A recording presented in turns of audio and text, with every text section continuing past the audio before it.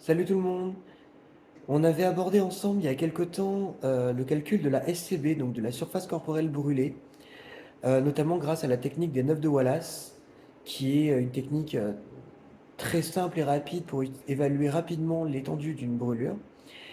Et aujourd'hui, je voulais aborder avec vous une technique moins connue, mais qui est pas mal utilisée pour évaluer cette fois-ci le pronostic vital d'un patient grièvement brûlé. Et donc, ça s'appelle la technique de Bow, et nous allons voir ça ensemble. Donc voilà, comme j'ai dit précédemment, on calcule la SCB, donc la surface corporelle brûlée, que l'on peut aussi dire TBSA pour Total Body Surface Area, grâce à la technique des 9 de Wallace.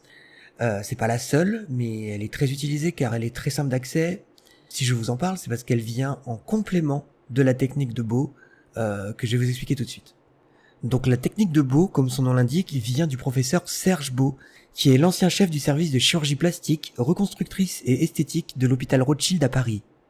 Et donc, afin de déterminer le pronostic vital du patient, elle tient compte de plusieurs facteurs. Tout d'abord l'âge du patient, la surface et la profondeur de la brûlure.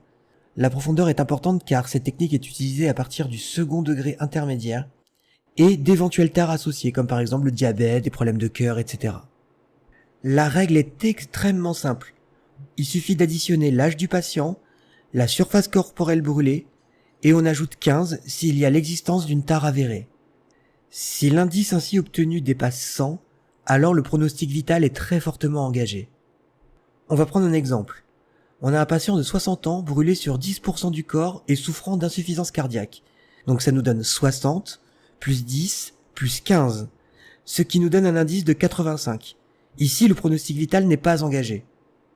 Mais à contrario, si on prend mon propre cas par exemple, un patient de 9 ans brûlé sur 97% de la SCB et n'ayant aucune pathologie associée, ça nous donne 9 plus 97 et on n'ajoute pas les 15 car il n'y a aucune tare, ce qui nous donne un indice de 107.